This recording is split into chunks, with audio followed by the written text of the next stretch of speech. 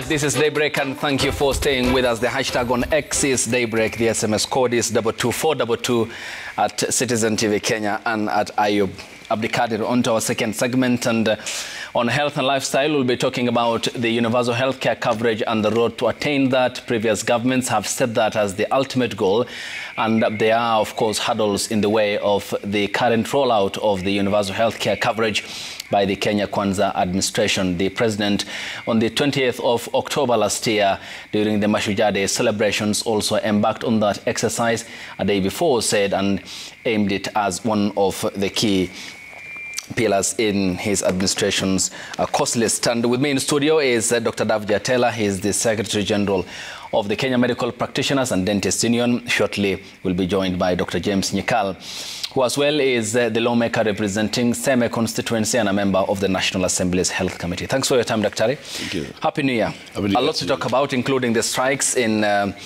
looming in counties. One, of course, at the moment where the healthcare officials have started a strike, and we will be talking about the reasons they are in. But first, let's begin with your reservations about what the government had billed as the antidote to Kenya's healthcare problems, and this is the universal healthcare coverage.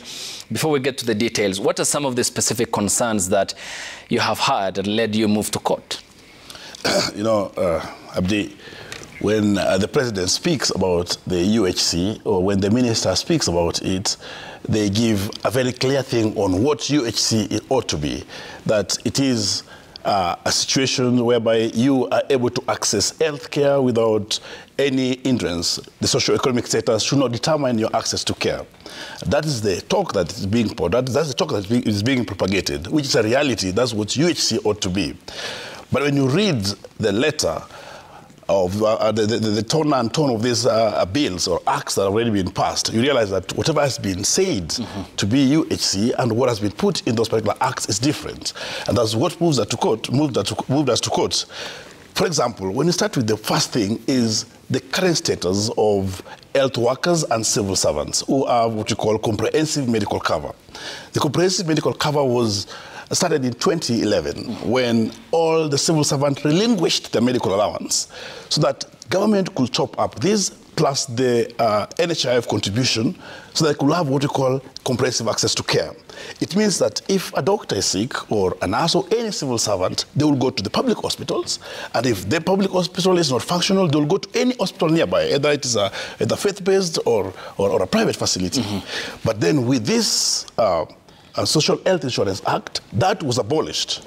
And in its abolition, it did not give any alternative for these civil servants. It indicated that the civil servant and all other employees need to go back and talk with their employers to get a private insurance.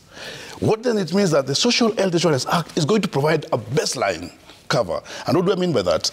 If you go to an hospital and the cesarean section is, for example, 100,000, and NHIF has put a baseline of 30,000, then as a patient, you need to pay, you need to contribute the other 70,000.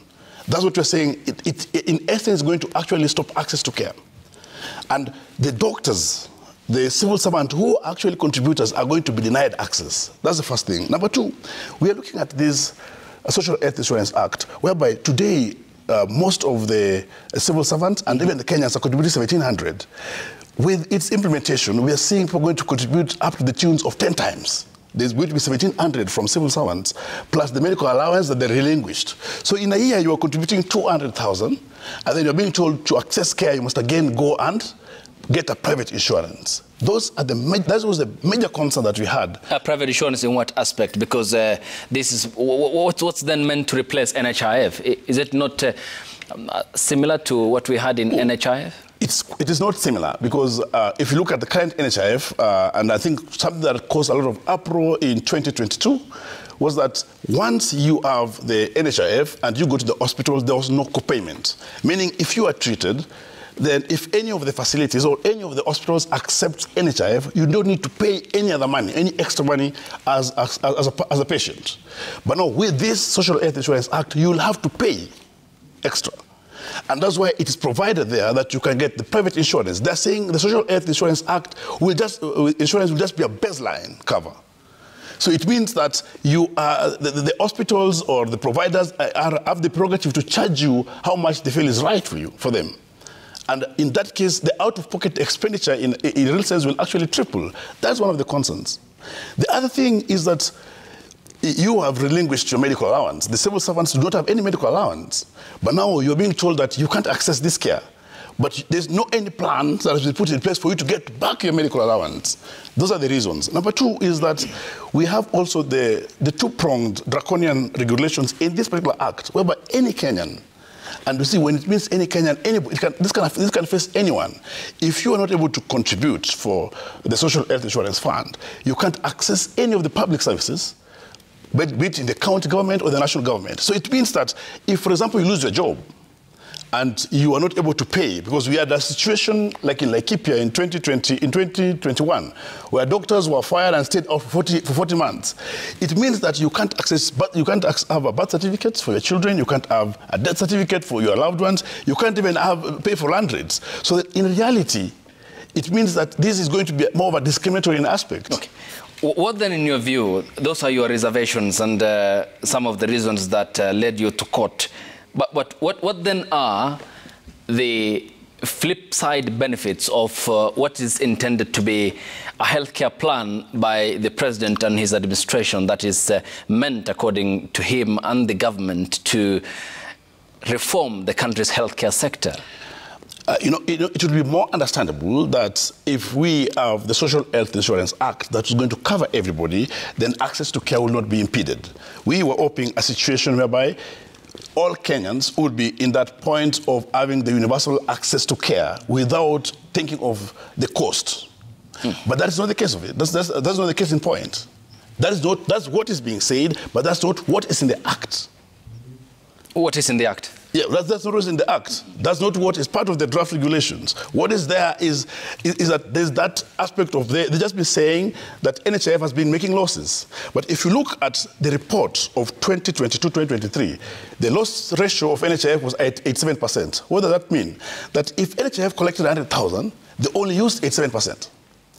Therefore, the ministry or the government can just use the mechanisms to actually point out any irregularity or friendliness that exist by actually bringing people to book, not just being sensational. Because that's what we are seeing with the ministry. I mean, there's the putting out of theatrics in the reality without actually taking action to even the facilities that they're talking about. And that is a sheer sign of incompetence. But then again, they point out critical pointers, and this is widely covered in the papers as well. The revelations as a result of an audit of 67 hospitals, which netted 27 facilities, and which has established doctors treated ghost patients and even performed surgeries and phantoms, and later claimed millions of shillings from the public health insurer, which is the cause of concern that the government is expressing. And the point is this: action should be taken to perpetrators of illegality. If the head of a ministry comes out and say that we have done an audit, and we've done an audit in 67 facilities, and out of them, 17 have been found to have irregularities. What actions have been taken? That's one thing. And then why extrapolate 67 to 3,400? It means we are working in imaginary aspects. We are in the process of being stationary rather than taking action. Because ideally, every particular institution that is found culpable by any illegalities, action should be taken. And that's also what should come up in also the Social Health Insurance Act. Have they put mechanisms that will ensure that such things don't take place? That's the reality that will actually bring the change that you all need. Not just a reactionary aspect to say, okay, I mean, if I am in charge, then I say, okay, it was 171 million lost, but in my extrapolation is 20 billion. It means there's something I need to do that I'm not doing. And do you expect the public then to do it for you? And what then do you make of the contributions? I mean, here, because the government talks about paying for those who are unemployed, and the list payment, which is 300 Kenya shillings, and the 2.75% deduction to be made. Does that not lead in the direction of having a healthcare ecosystem where these contributions will go to a pool, for example, forestall circumstances where some families are on their beats when it comes to medical healthcare bills, for chronic illnesses like, for example, that have deprived families of their resources? If you look at the way the Act is written, it says that for those in the informal sectors, those who are not having salaries, they'll be paying upfront of their contributions for annual contributions. So it then means that if you're not able to pay that annual contribution, what will be your fate? Because then it looks like it's a discrimination to those who are not able to pay monthly. Even those who are paying 300, when the border riders and Mambogas, they'll have to pay the upfront for the whole year. That's the concern. What about if you can't pay? What mechanisms, the government say if you can't pay, they'll give you loan. Which loans? What mechanisms for that loans? If you look at this issue of chronic illness, chronic critical illness, and emergency fund, the concern that we were having with it was that this is a social health insurance fund. It's a pool for all Kenyans. Why is it able to be depleted? How do you deplete a social pool that brings everybody together? Because there's no any time that 50 million Kenyans will be sick at the same time. And therefore, for a social health insurance fund, we don't expect it to be depleted. The second thing is that when you look at the chronic illness, critical care, critical and emergency, it's been said this is not the contributory fund. It's more over the exchequer fund, the same to the primary healthcare fund. So ideally, there should be a different mechanisms for their management rather than putting them also within the same claim. And one thing that you are looking at clearly is that when they say the primary healthcare fund is for claims, we have facilities that are public, level 1, 2, 3, that are dysfunctional. Why are they dysfunctional? They have like a dispensed health center has only one nurse or maybe one doctor, competing for this exchequer fund with a private facility that is fully funded and everything is operationalized. So this is a taxpayer fund. What was our proposal? That this fund need to go and ensure that these level 3 facilities, level 2 are actually functional, because this is a government fund, so that there's more screening, there's more access. Okay, and we'll talk about the private healthcare fund to that effect, and which sets the base. Dr. James Nyakal, good morning. Morning. Thank you for making time for the broadcast. Happy New Year. Thank you. Well, we last time here talked about what has been a very uphill task for even previous administrations when it comes to essential quality of our healthcare system. And here is a major plan and a leap towards that service with regards to the president's plan of UHC and the 4 key pillars that drive this government's pet project. Again, there are concerns from unions like Dr. Davji does represent, and there's a matter in court. I mean, what then do you think informs all this, and do you think this is achievable? Universal healthcare coverage. Yes, it's achievable. It's a Kenyan concept. It came from Kenya, went to WHO, was adopted worldwide. Other countries have achieved it. Why can't it work here? Why has it not worked previously? Now, it started with the social health insurance, the Ngilu Bill, which was passed here, but was not assented to by President Kibaki because of one main reason: care of the indigent and the state of our health infrastructure, health facilities. So he said, no, at this stage we can't. And therefore we will hold back. Is that presentation at WHO which actually gave rise to universal health cover. The idea was, can we use social health insurance worldwide as a means of making sure that everybody is covered? Countries like the US and Britain said, you cannot use one system or impose one system on everybody.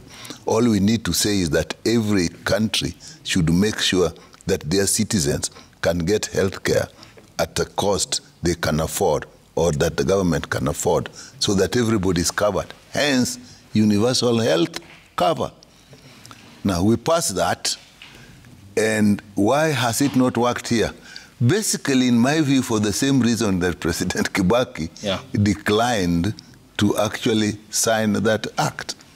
And that is, you have to have working health facilities. All the health systems must be working. And therefore, people can go to it and they get the cover, they get the treatment. The cover is the treatment. So when you are talking of universal health cover, let's make it mysterious like it is some strange thing that suddenly implement things will work. What it means simply is this. There are health facilities that are working. And therefore, everybody can get access to those health facilities at a cost they can afford. Either they are rich enough to do it, or the government pays for them, or an insurer pays for them. That is what universal health cover means. Therefore, the first thing you need to work on are the health facilities there and working. What are the components of the health facilities? You have human resource. Mm-hmm. You have the facilities and the equipment themselves.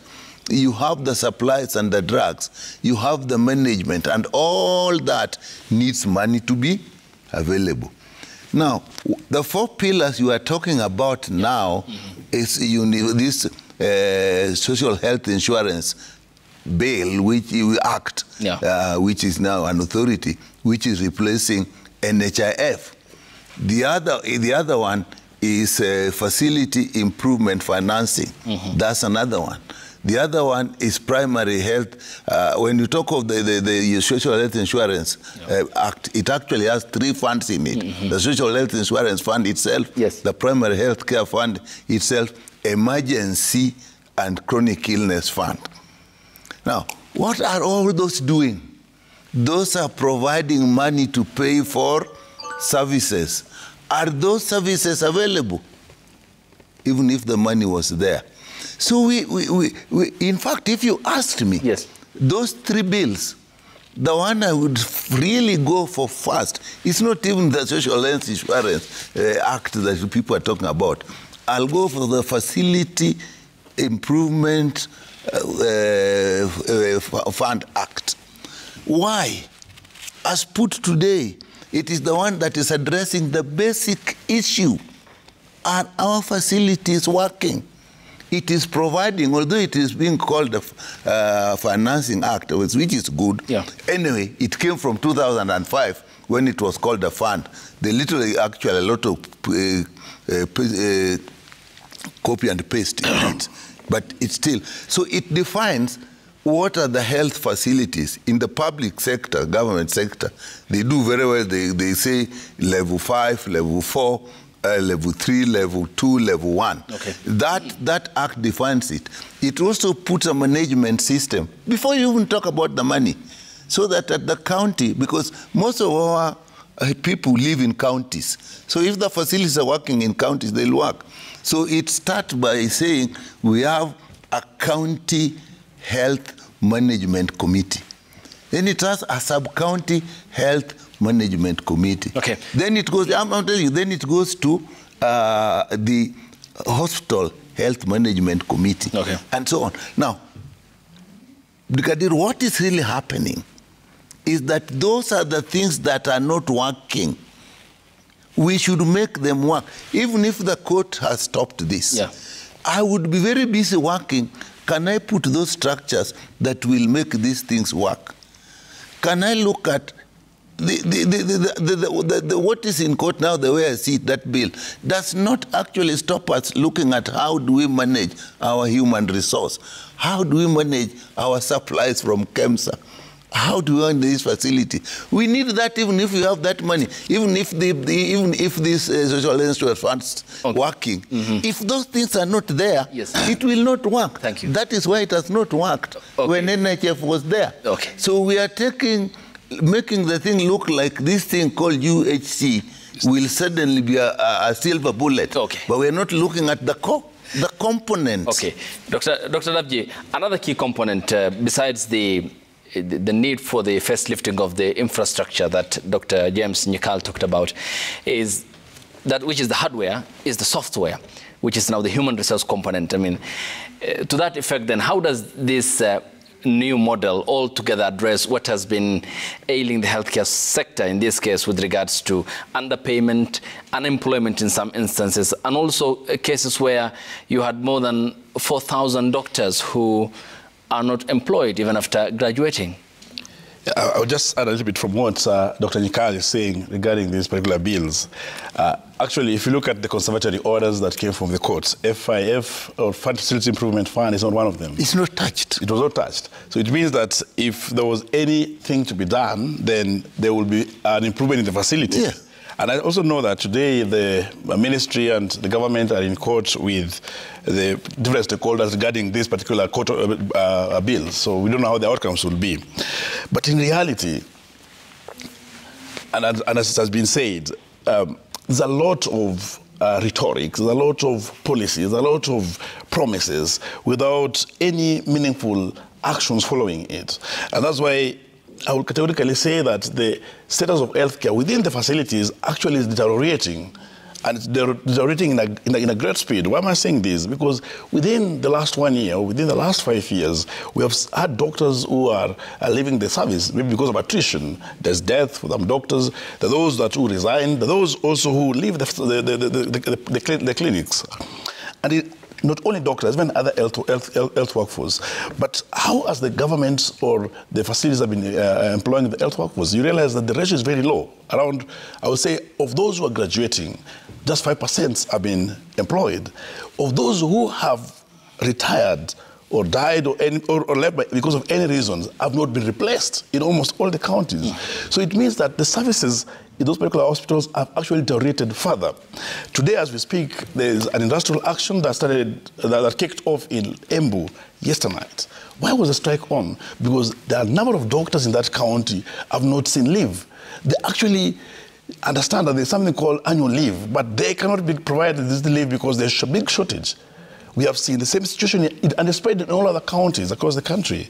We have some counties today like Homa Bay, and Homa Bay has improved with the new government. But you see, if to date, as much as there's improvement, their payment of salary has delayed over more than 3 months. What is the aspect of the workers in the county? They give industrial actions. We have internship, which actually is the backbone. You've realized that for the last 3 years, we've always have to stage a demonstration to the ministry before interns are posted. And last year, there's a promise that this time they'll be posted without any intervention in the union, because they knew it was a clear thing. But I can tell you, as of now, the interns who graduated last year, or who authed last year, July, they have been posted. And I can tell you that until we do some demonstration or take some action by mid-February, these interns will be posted. But as this is happening, we have a number of them who finished. We have 1,000 interns who just finalized their internship last week and who are coming into the market as unemployed doctors. So this is a situation whereby we talk about universal healthcare, we talk about increased service to the public, but we do not plan in any way how to ensure that these hospitals have health workers, have doctors, have nurses, have all the health workers to ensure that services are done. On the other side also, which is a reality that is being seen in the counties, and that's why we have been really adamant about this Social Health Insurance Act. The drugs in the facilities, the doctors go to work, yes, they offer the services there, but if they're not supported with equipment, with the drugs, you will actually just be watching the patients as they lose their lives. This has been seen in Busia. We have seen this in Kakamega. We have seen situation even in Nakuru when we issued a strike notice. It was because the patients were coming, but there's no way a doctor will actually give services because there are no drugs. So as much as we speak about the universal healthcare, have these issues, this fundamental aspect of healthcare been handled? I will tell you no. But they were part of the manifesto, part of the discussions. We've had declarations on them, but then they remain rhetorics. And the key driver there is KEMSA, is it? Yes, KEMSA has been a key driver. Is it fit for purpose? You know, one thing that was in the manifesto for the Kenya Kwanza, that after coming into the office, they will actually transform KEMSA so that the aspect of monopolizing provisions in the counties will actually change. But see, that thing is two-pronged. On one side, I think KEMSA as the sole provision of the drugs across the country is aspect of standardizing this. But again, if they implement what they ought to actually put in that particular manifesto, in that framework, to ensure that there's a purchasing ability by the counties, which is not there. Today, counties are complaining that they have not received funds for the last 3 months. So it means what that means that those counties are not able to buy drugs for those facilities. So there has to be a way that the national government and the county government work for the benefit of the Kenyans, not even the healthcare workers alone. And this can only happen when they're able to pay the KEMSA on time. I think for last month, the government owed KEMSA over 100 billion. I think last year it was 12 billion. But the facilities owed over 100 billion to KEMSA. So it means that as much as we see the issues in KEMSA that need to be corrected, but there's also intrinsic issues between the national government and county government that must be sorted out to ensure that there are drugs in the facilities. Okay.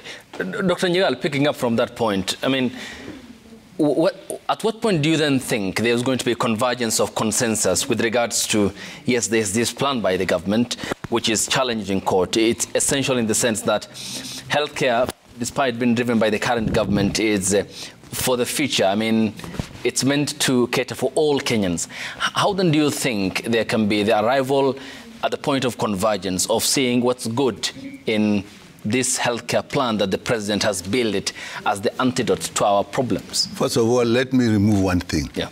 The matter in court, in my view, does not affect the basics of improving health system. Yeah. They have just a small bit on one act. And I think there is politics trying to make it look like this is why we are not getting there. They are cheating. What needs to be improved is the health infrastructure. It's simple. To treat somebody, let's take level 2. If you go to level 2 with just some headache, which could be malaria, what do you need there? There's the building, and the desk you sit on, and the laboratory there, and the drugs there, and a person there. That is the basic thing that you need. So when you have that, then that is working. Now we are talking of this social health insurance as if it is the only money that is now being used in the health sector. What about the money that comes from the budget? We should use that while that one is stuck to actually improve this so that we can start. So the matter of court case interfering with the UHC progress, we were joking. We have enough in our hands to do. So the convergence will come when we realize, and I don't know, it's real, there are people there who can do it in that ministry. I think that politics is outweighing service, the concern for politics outweighing service. You have to look at what are the human resource. What does this Kate in court do with the human resource? He has gone in length and explained to you everything. He's left, and there's something which I can add. Yeah. The people, the training of health workers, if you take the examples of doctors, the issue of registrars, you know, when they're out training in Kenyatta, they're actually the workforce, but the counties have been paying them. Now they're looking at that. Now they don't even want to say. So the human resource, that is one. Supplies. Now you've talked of KEMSA. So KEMSA is a main supplier, but it has to be paid when the money has come. The social health insurance money will just supplement what is in the budget. So when we are waiting for that, we go to the budget. Now, the money we are talking about, the NHIF, that I think we have enough to improve. So it will work when we look at the various components of the health systems and start to address them and see how they link together, so that you don't take one beat and keep hamming it. You see, now it is this insurance thing. We're hamming it, we're not looking at everything. Now, when my colleague here and his team go on strike, we forget that one. Now we go on the issue of human resource, hamming it, and not doing anything. So we must see this as a composite, which must all be addressed together, bit by bit. Then it will work. Two, I want to say this very boldly, and I know what my friend here will say, the conclusion I've come to. The Minister of Health is not sincere. Yes. The problem in KEMSA is from the Minister of Health. It's not in KEMSA itself. What are the reasons? I'm going to tell you. The problem in NHIF is from the ministry itself. Although there are problems there, but the ministry's interference in there. These are institutions, even if we put this authority, that must be left to run with their infrastructure. The ministry must watch back and be very careful and monitor and only come in when and when they come in, how do they come in? There is, let's take KEMSA. KEMSA has a board. KEMSA has to allocate its money. KEMSA should procure.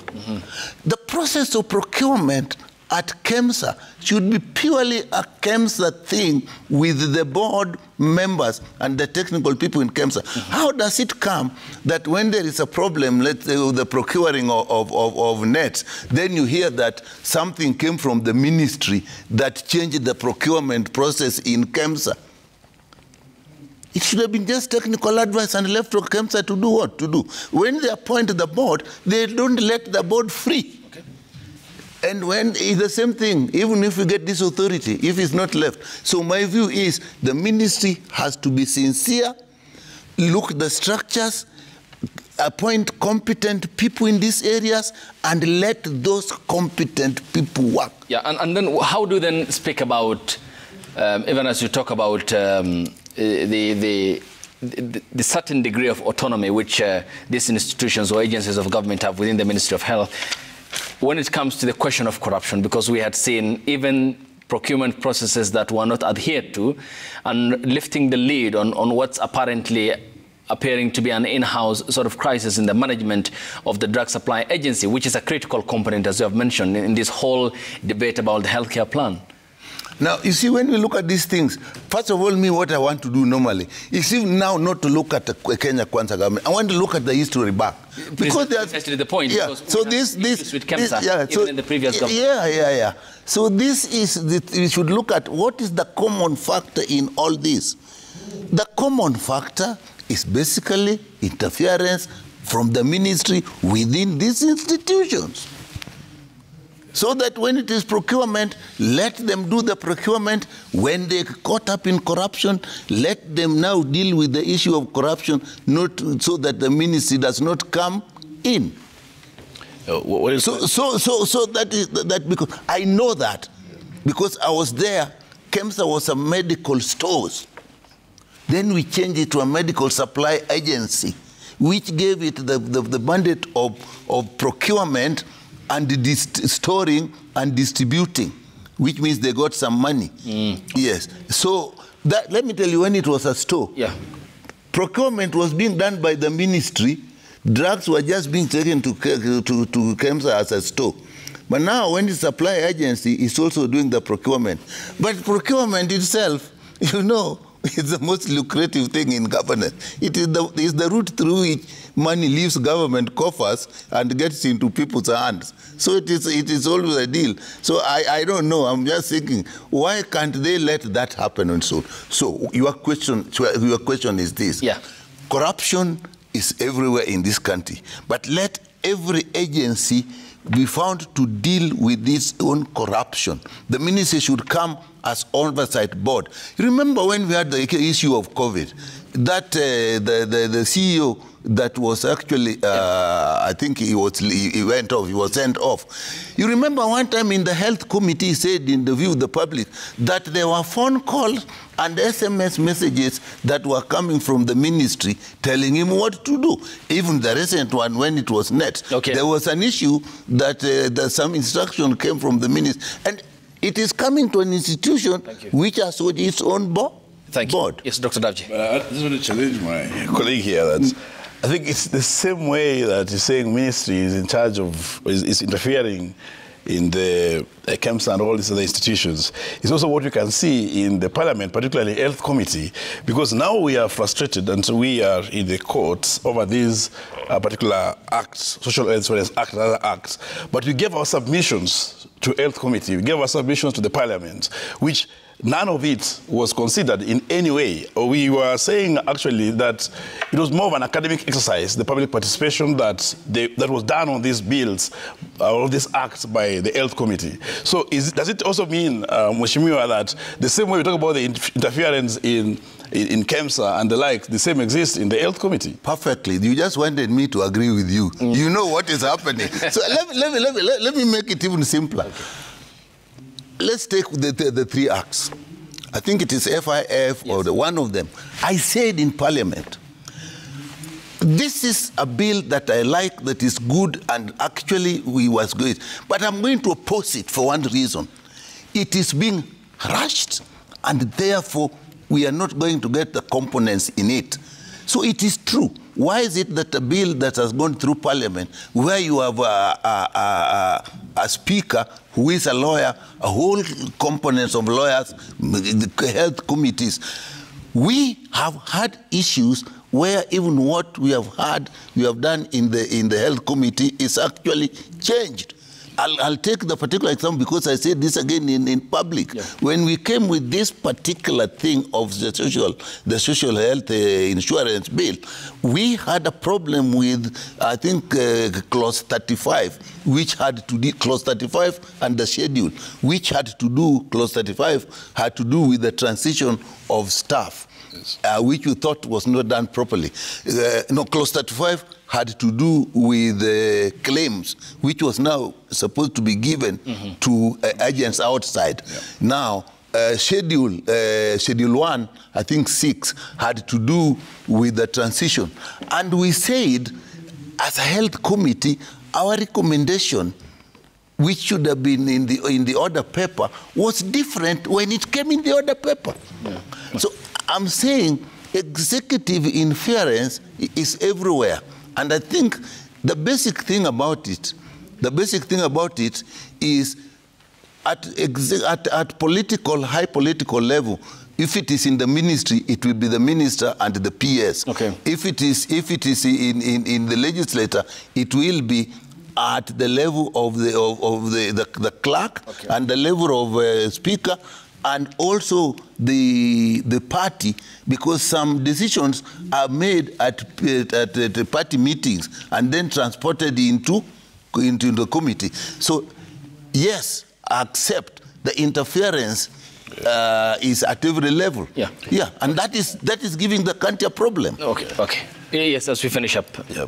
I just wanted to say that as we rally up for the universal health care as a union, and I think as healthcare workers, we are strong proponents of the universal health care. And I must say that we define ourselves strongly by what the President defines as the universal health care, that is ability for every Kenyan to access health care without any socioeconomic interferences or baggage. I think the same that has been said by the Minister. And now our challenge is that then that should form the tone and tenor of the acts or of the writings. It should not be that what is written and what is said is different. And I also must say that a lot of times and in a long way, for healthcare to be accessed and for it to be affordable for all Kenyans, you must have functional facilities. Yeah. And for the facility to be functional, we must have employment of health workers. We gave a memoranda to the Ministry of Health last year on 12th of September. We gave one to the Parliament and to the Council of Governors that they have employment of health workforce. We have not seen results on that. We also have collective bargaining agreement that was signed in 2017 to 2021. And also we have a discussion of the new collective bargaining agreement. One important element of this is to ensure that there's access to care for all the Kenyans. So as a union, we are going to rally our members strongly that we must defend healthcare. Healthcare, without the healthcare, then the doctors are functionless. And for this to happen, the government must invest in healthcare, must employ the health workforce. So for the Ministry of Health, before the end of this month, we're going to start actioning on them. Okay. And this is, for one, demand urgent deployments of the interns who had finished. We want a clear plan on the Kericho declaration that they had said they will implement. There are elements of it that will say we should not go for industrial actions because they'll implement issues. I must say categorically that we are soon ending up in actions if these things are not done. Lastly, and this is very, very important, that we may compromise many things as healthcare workers, but we cannot compromise the fact that we can't access the care that we give. Thank you. Yes, Doctor. My last minute. Yeah. As of now, if you want to move of these three acts, the one that they should look at is actually the Facility Improvement Financing Act. Because apart from looking about funds, it is actually working on how you can put up the management structures for the facilities at county level. Extremely important. I know that it has fallen because it was done abruptly. It was done in a hurried manner so that they even confuse boards with committees. I mean, if you go into that, you will find confused boards with committees in the act itself. They should do that. And then, but more importantly, accept that health provision is a system where you must take all the system together. And finally, it's very technical. Give technical people the freedom to work after the political policy decisions have been made. Remove your hands from the necks of these people when they're making decisions. Thank you, thank you. And of course, it's an extensive discussion that we'll keep on having here on the broadcast. Thanks for your time. Dr. James Nyikal represents Seme constituency of the National Assembly, a member of the National Assembly's Health Committee. Your time is appreciated. And Dr. Davji Atela, who is the Secretary General of the Kenya Medical Practitioners and Dentist Union. Your time is appreciated, and we welcome your contributions. We welcome your contributions as well here on the broadcast, and many thanks for keeping us company from 6 to now 9, heading towards 9 in the next couple of minutes, and we thank you for your company here. It's worthy and appreciated. Trevor Mbija will be with you tomorrow morning here at the same time. Good morning.